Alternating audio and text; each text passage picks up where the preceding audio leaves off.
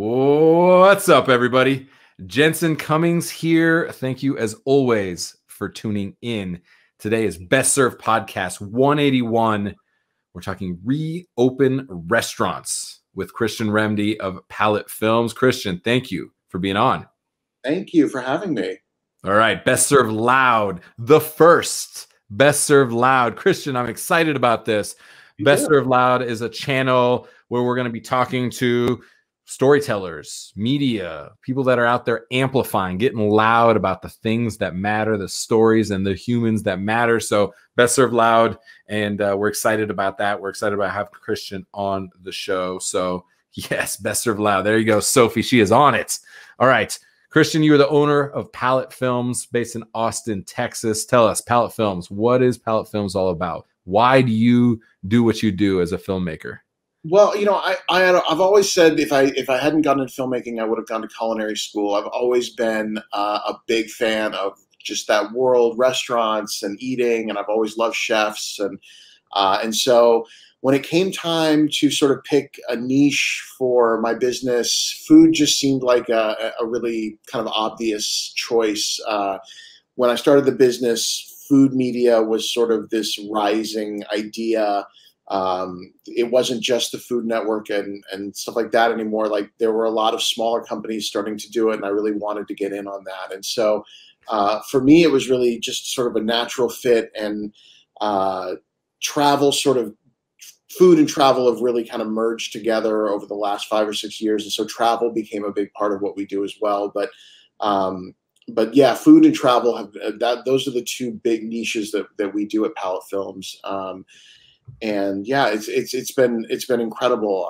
I love shooting in restaurants. I love the energy. I love the people. Everyone always has a great story to tell. Everyone has a real just passion for what they do. And as a filmmaker, you want that. Like, I'm passionate about what I do, but when someone's in front of the camera talking about something or showing you how to do something, you want that passion there. You never want to eat in a restaurant that doesn't have passion in the kitchen. That's the one thing. I mean, the energy is frenetic sometimes. It's our greatest strength and our greatest weakness. And I'm sure we'll talk about that when we talk about the people. While I have you, I'm interested. You said something, kind of the rise of food media. This is such a fascinating topic to me because I was there as a chef, and like all of a sudden people were writing about me, and there was competitions and TV, and it was like, wow, this is amazing. Whereas when I started out, I was just like a grunt. I was the help, right? And so it was an interesting dynamic. I didn't handle it that well. Like, I got a little too high on my own supply. I'll admit that all day, every day. And I think some of us did. So it's this interestingly polarizing thing where it created an opportunity for us to have a platform that is massively important, that chefs all of a sudden had a voice. And so many did use that voice well. And I did plenty of times use my voice well, but I definitely let it go to my head. I'm fascinated because we then also created caricatures of ourselves. Mm-hmm. All of a sudden, it wasn't about the passion in the food. It was about this glossiness that sometimes media can portray. It's like, that's not the reality. And we were taking the things that were core, fundamental, and turning them into these massive, like, behemoths that didn't actually reflect what was happening. And so the 47 seconds on your take on it, and we'll kind of move on. But I was just, while you mentioned it, it kind of struck me. I think there's a lot of truth to that. I think, the rise in food media, the caricature really became I think it was very damaging. I think, I've met Gordon Ramsay. Gordon Ramsay's a really nice guy. He's actually just kind of a cool, chill guy. But if you watch Hell's Kitchen or those restaurant makeover shows or whatever, he's always screaming at people and swearing and throwing things. And so I think that's a public facing thing that maybe got a little out of hand, because when people think of chefs, they think of people who are throwing things and yelling and screaming. And then I think that sort of opens it up for chefs to feel like, oh, well, it's okay if I do that because that's the expectation. Glorified. Yeah. And so it's like, oh, that's kind of gross. I don't like that. And in reality, that's not who these people are most of the time. I mean, there are people who yell and scream whether someone's on TV doing it or not, and whatever. But I think for the majority of people, there's an expectation that chefs are like these loud, boisterous, crazy, whatever. And that's just not, that hasn't been my experience. This is a fascinating thing, and I want to get into this with the people that you interact with, because I love what you're saying. This is important. For a long time, we've kind of treated ourselves in this self-deprecating manner. Like, we've never treated ourselves well, yet we were this island of misfit toys, band of rebels, pirates on the pirate ship, a la Bourdain, right? And then this happened, and all of a sudden it was like, oh, so the thing that was happening behind the scenes, there was a lot of, getting a little nick from a knife because you did X, Y, Z, or getting a plate thrown in your head. That's happened to me. Yet there also then was the camaraderie on the other side of that was like, this band of rebels again. And all of a sudden, one part of the equation became really cool, and we forgot about the other side of the equation again. Like, I forgot about that. So I think that's interesting, because the way that we treat each other in hospitality, we are amazing at treating our guests in a certain way. We're not as good at treating each other and ourselves. And so I think that's an evolution that was clear in watching the first episode of ReOpen. It was really clear that you're pulling at the thread of, these are humans that, yes, they have these amazing concepts and are passionate about food and all of that, yet they're just trying to navigate this world, and especially a COVID world right now that you're highlighting. So let's get into it. Tell people ReOpen. What was the series about? Why did you want to create this, docu-series about restaurants? Well, so I've been shooting in restaurants for 10 years, and I've shot all over the world, and I have found just incredible stories, incredible people. And I think what you were saying about the hospitality industry was really the jumping off point for me. I think that when people go into a restaurant, whether it's to dine in or sit on the patio and have a drink or pick up curbside, whatever it is, everyone there has been conditioned and taught to show people a good time, always to put on a happy face, to make sure that they're comfortable and welcomed, that they're having a great time, that they leave satisfied. And so it's not within their scope to ever let people know how bad it is right now, and it's horrible out there. And so what I wanted to do was give chefs, GMs, owners, whoever, a safe space where they could genuinely talk about what's going on, because they can't talk to their customers about it. They can't, that's just not part of the hospitality industry. And so I wanted to let people feel comfortable talking about what's going on, to show that emotion, to tell those stories, and then put it out there so that people who are planning on going to a restaurant maybe will tip 30% instead of 20%.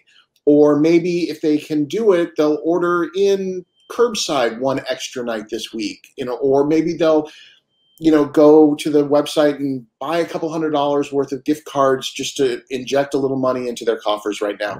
Anything like that. If just a few people do that for every restaurant that we're featuring, or if they get an idea to do that for their favorite restaurant that's maybe close to them, that's not being featured, whatever it is, if it just gets people thinking about what's going on in the industry and lets people know that while they are greeted with these smiles and this warmth, that underneath all of that, these are scared people who are every day just putting themselves out there, putting themselves at risk, trying to save their business.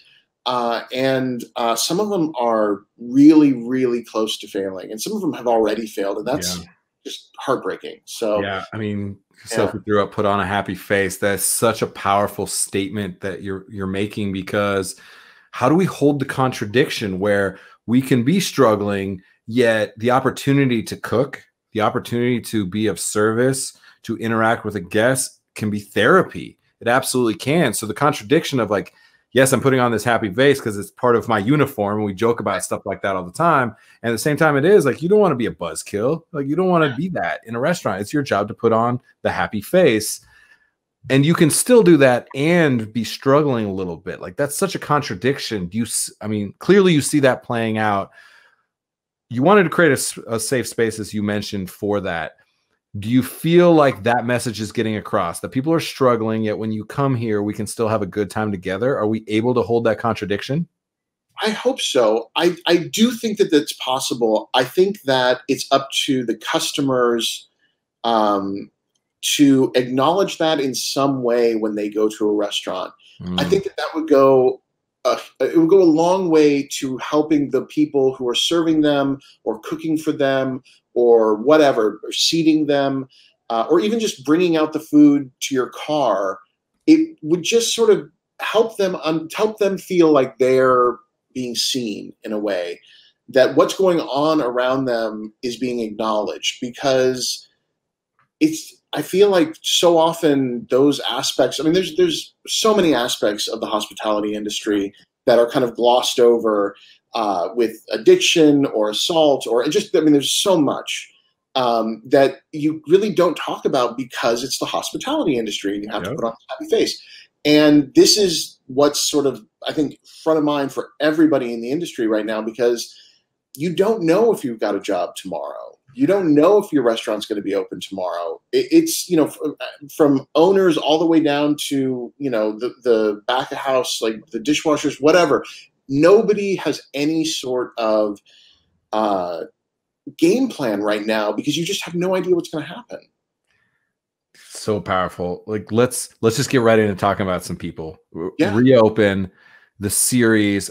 Actually, I want to start here because I'm really fascinated in this, and it leads into people. You clearly can just like see into a story, right? Which basically means you're seeing into a person, right? That's one of the skills you have as a filmmaker. You just recognize people, you see them where they are, and you're highlighting that.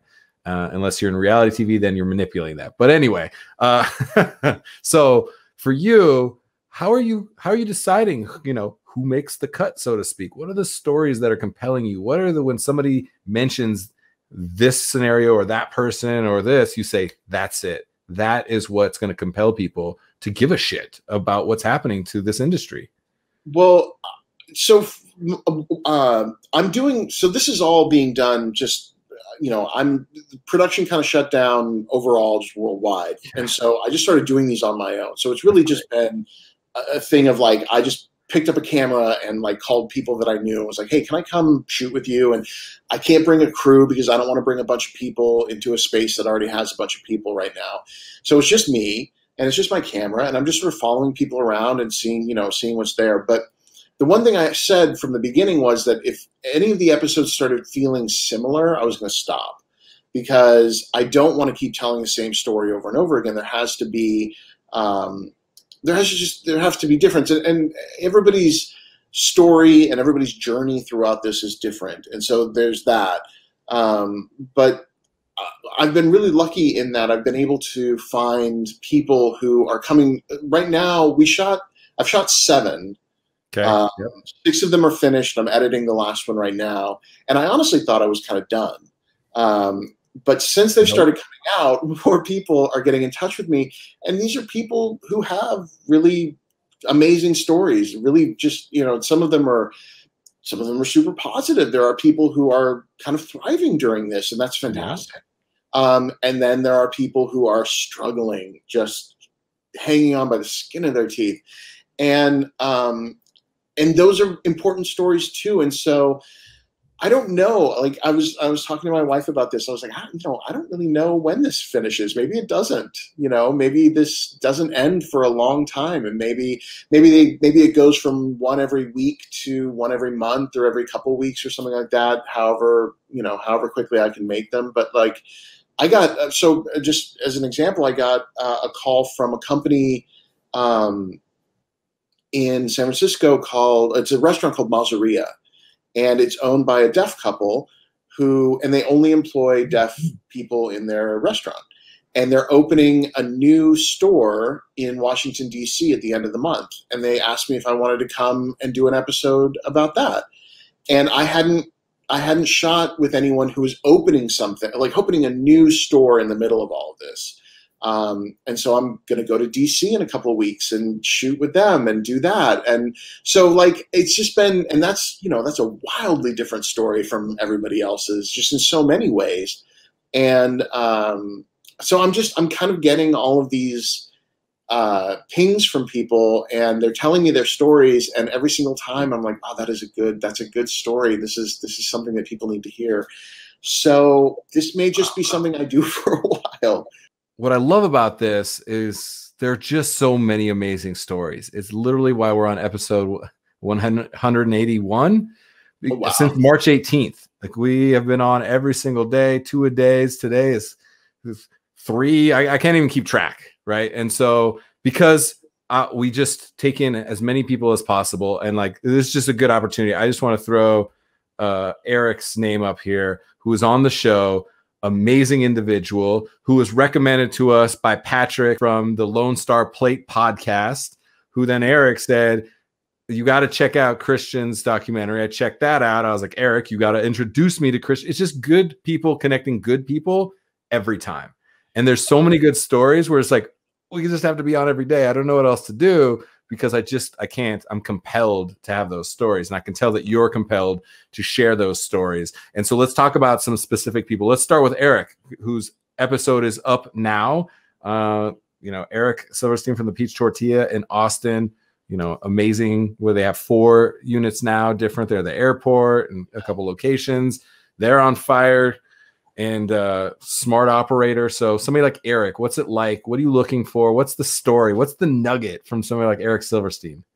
Eric is exactly who you want to interview. He's perfect. He's smart and funny. He is completely willing to speak his mind, and always has something great to say. His story, it's funny, his story was the first time that we really did anything about the business side of it. Eric's an incredible chef, and his cookbook is amazing. But the one thing I would say is that more than any other chef I've ever met, he is an entrepreneur. Yeah, he's an operator, man. He absolutely knows the business side, and he gets it. And any decision he makes, has been filtered through that. And so I really wanted him to talk about the business side of it, because so many of these stories are emotional. And not to say that Eric gets very emotional when he talks, but it's about, the love of cooking and the need to see your restaurant filled with people, and what that is, and what eating and dining means to us. And those are all very valid stories right now. But with Eric, I knew I was going to be able to talk about really what the economics of a restaurant look like right now. And that was just a fascinating story, and Eric delivered. In fact, honestly, I really was trying to keep all of the episodes at 10 minutes, but I could have made a 25-minute episode with him. Yeah. He had Eric could have his own series. No, I want to develop a series with Eric, actually. He's really incredible. So tell us a couple more stories, maybe, an unexpected story, something that completely caught you off guard. You were expecting that this person had this story, and all of a sudden out of left field, like give us something that just kind of caught your attention. So episode 2, which is out, came out last week, from Locadoro, which is an Italian restaurant here in town. I've known them pretty much ever since they opened, and they are an incredible place. They're that place that my family and I go to when it's Thursday and nobody wants to cook, because I know my daughter's going to love their food. My wife and I can get a drink. It's comfortable. We know everybody. They know us. It's an easy, wonderful. The food's incredible. So I went and shot with them, and they had completely closed their dining room and were doing curbside. That's all they were doing. And so I went and I shot with them and I interviewed them. And at the end of the day, they came to me, and as I was shooting, I noticed that they were having meetings and talking and stuff like that. And I was sort of keeping back because I didn't want to be in the way. But they came to me and they said, look, I don't know if this affects your documentary or not, but we're actually completely shutting down. Like, today's our last day. Wow. Like, you were here for our last day, basically. And they pivoted to making meals for the Austin Independent School District. And so they suddenly became a commissary kitchen. And they're not really set up for that. And so when I talked to them, I was like, well, I need to come back. Like, I need to come back and we need to talk about this. Like, I need to shoot you guys doing this because that's important that you're doing this. And their reasoning was that they didn't ever feel safe for their employees, for their customers. They just never felt safe making food that was going directly to consumers via putting it in cars. And they are so employee focused, and it makes them an incredible place to work for people. But so they shut everything down, did a huge deep clean, like they did the whole thing, and now they've never opened back up again. They've never started doing, Wow. And all they're doing now, they're making food for kids, and they're making meals for quarantined homeless people. I mean, unbelievable. They're incredible. They're incredible people, and there's lots of stories like that right now where people are taking chunks of time in their kitchen to just make meals for first responders or anything like that, where, you know, even though they're hurting right now and even though they're struggling, there's still this need, this want to give back to the community from these restaurants that just, it breaks my heart that they have to do this in such a difficult time. But it also, I think, is these days it's tough to find stories where you feel good about humanity, which is a terrible thing to admit. But too often the stories that you read online are about people being awful to each other. And I think it's wonderful that you can find people, especially in this industry that I love so much and that I respect, who are just heroes. You know, there's so much heroism going on right now. That's what I've really taken away from all of this, is that the hospitality industry is just filled with these incredibly generous people who, even in the best of times, they're giving their time and they're doing all of this kind of stuff. But even in the worst of times, they're still wanting to do that. Man, dude, that's awesome. That's the best, Christian. This is why we started this show. And we need more of that in this world. We need people who are willing to say, it's hard, it's difficult, but I'm still going to do it because that's what's important. Yes. I mean, we call them unsung hospitality heroes on this show. They're literally, there you go. Sophie's on it. Unsung hospitality heroes, because truly they are in the trenches making it happen. And yes, they absolutely put chefs like myself and others on a pedestal, and it brings us attention and opportunity and things like that. It is our job to hustle for those humans that actually make it happen. It's so, so important. And I can't tell you how often I get, how do I navigate unemployment, Jensen? And I can't make rent this month. This happens every week. I get some kind of scenario like that. People reaching out, just saying, like, you're talking to everyone, things like, I'm like, oh, man. And I try to do what I can. And then the next breath they say, and do you know anywhere that I can go donate my time? I was just like, oh, it's the most heart-wrenching and heartening moments that you can imagine. And these are the things that you're capturing on day in and day out basis. So I want to give you a last thought, because this is amazing, and for sure want to like really leave people with some hope and some excitement for the reality, yet the humans that are going to make it happen. Before that, where can people find the show? Let's get people watching this series. I want them watching Eric's episode, which is out now. I want them connecting to the storytelling that you're putting out there, because I think it's meaningful. I think it matters. Thanks. So the series is called ReOpen, and the website is reopendoc.com. And you can find all of the episodes there. The front page has the most current episode, but there's a navigation thing that says episodes. Just click on that, and that'll take you to a page with all the previous episodes. Please share it as much as possible. I'm anxious to get the word out. There's so many great episodes coming up as well.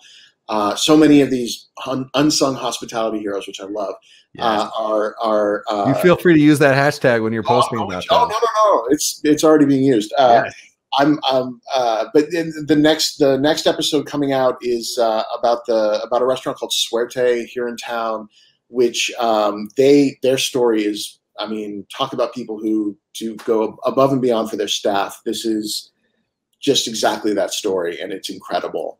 So yes, please go to the website. If you want to see any other work that I've done, palatefilms.com. My own personal website has a lot of stuff too, as well as a lot of my photography work. So any of those places, but reopendoc.com, that's where you can see the series. Yeah, listen, everyone, let's put some pressure on Christian so that 7, that's just not enough, Christian. We're going to need a lot more shows from you. So let's put some pressure and make sure that these 7 explode off of the interwebs so that we get more of them and sharing these stories of these humans. I'm excited about it. So last thoughts, leave us with no pressure. Leave us with some words of wisdom, because this is really inspiring stuff. I see where your filmmaking style comes from. It's very much in you. Like, you are just finding those stories and then expressing yourself through their stories, and vice versa. It's this cool loop that you kind of have where you're feeding off them. They feed off of you when it kind of jumps off the screen. So what do you got for us? Leave us with some inspiration, Christian. Man, all I can say is,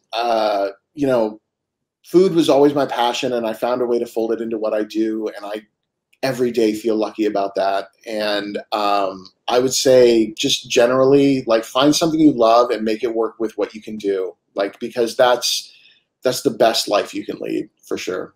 I could not agree more. And go support those restaurants. Support restaurants a human that you know. If you know a person that works at a restaurant, they need and deserve and have earned your support through years. I mean, we see that restaurants are absolutely fundamentally the pillars of culture and commerce in their communities. I'm going to say that again and again and again, people. It's so important. And Christian, you're doing great work. So thank you so much for being on the show.